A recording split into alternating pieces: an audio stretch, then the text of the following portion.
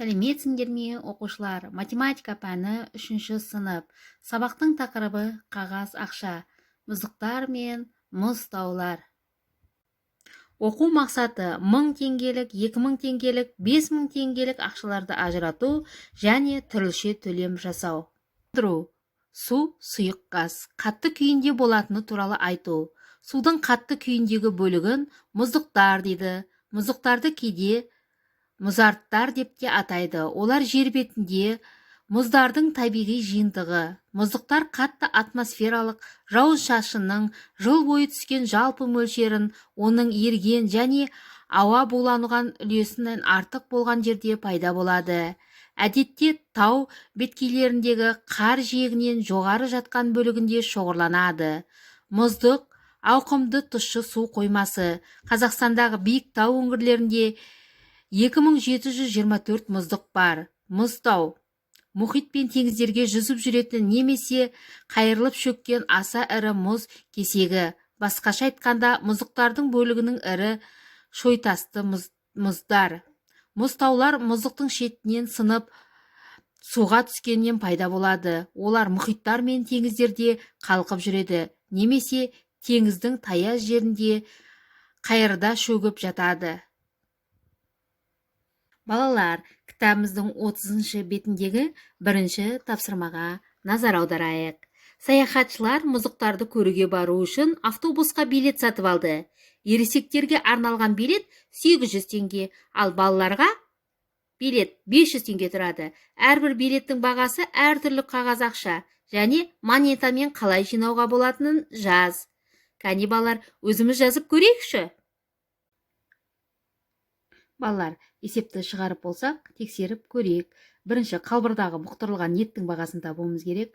Ол үшін 500-ді 2-ге көбейттік, 1000 теңге. Екінші, қалбырдағы бұқтырылған балықтың бағасын табуымыз керек. 250-ді 4-ге көбейттік, 1000 теңге. Қалбырдағы жалпы бағасы, яғни жаңа балық пен бұқтырылған еттің, ол үшін 1000-ға 1000-ді қостық, 2000 теңге. Қайтарылатын ақша, яғни бізде 5000 теңге болған, 2000 теңгесін дүкеншіге бердік.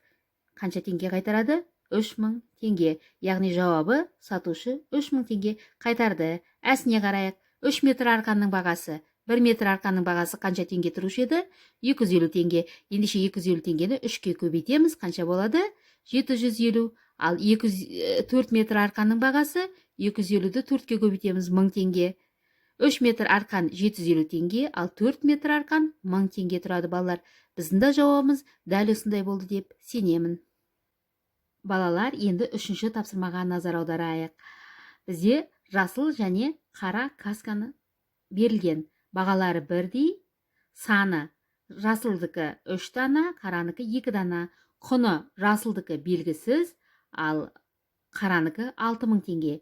Енді балалар, осы есепті орнымызда отырып шығарып көрейік. Уақыт кетті, бірге отырып тексерейік сосын балалар. Балалар, шығарып болсақ, кәне бірге отырып тексерейік. Бір шелімнің бағасы, яғни 6000-ды бөлеміз 2-ге, 3000 теңге. Ал үшеуінің бағасы, оны табу үшін біреуінікі 3000 теңге болса, 3000-ды 3-ке көбейтеміз, 9000 теңге. Жауабы 3 шлемнің бағасы 9000 теңге тұрады.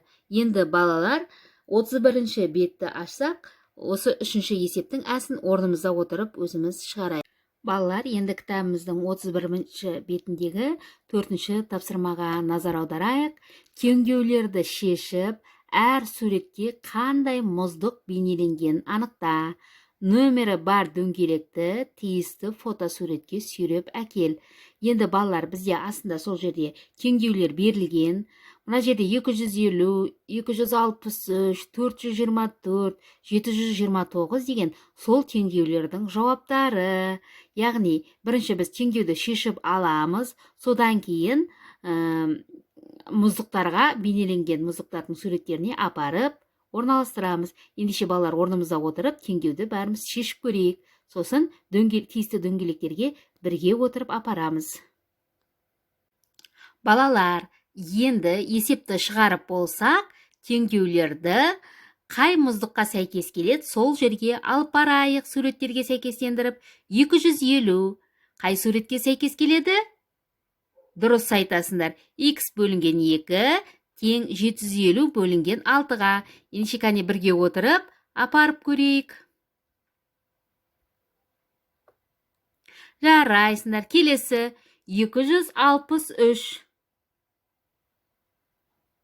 263. Y қосылған 565 тең 207 көбейтілген 4-ке. Жарайсыңдар.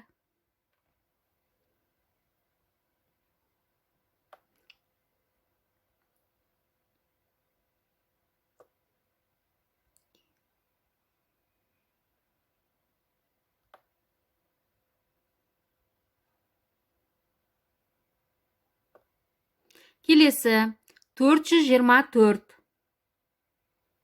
У Y бөлінген 4, яғни бірінші суретке сәйкес келеді екен. Ал апарай қояйық.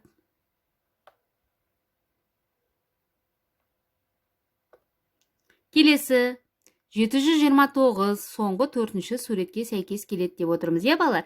Ал апара қояйық.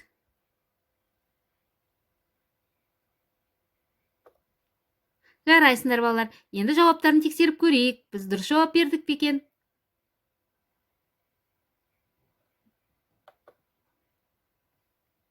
Жарайсыңдар, балалар. Есепті біз дұрыс шығардық. 5-ші тапсырмаға назар аударайық. Амалдардың орындалу ретін анықта. Бірінші, қай амал орындалады бізде, балалар? Дұрыс айтасыңдар. Жақшаның іші орындалады. Екінші, 876 бөлінген 2 орындалады. Үшінші, 672 бөлінген 4 орындалады. Содан кейін рет-ретімен орындаймыз. Ендеше балалар, қазір өз орнымызда отырып орындайық. 6-шы тапсырмаға назар аударайық. Мұз таудың су бетіндегі бөлігінің биіктігі 15 метр, ал су астындағы бөлігінің тереңдігі одан 6 есе артық. Мұз таудың жалпы биіктігі неше метр? Не істейміз, балалар? Дұрыс айтасыңдар. 15-ті 6-ға көбейтеміз. 15-ті 6-ға көбейтсек қанша болады? 90 болады.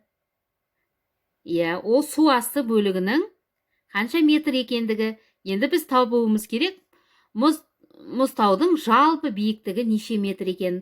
Оны табу үшін біз 15-ке 90-ды қосамыз. Қанша шығады?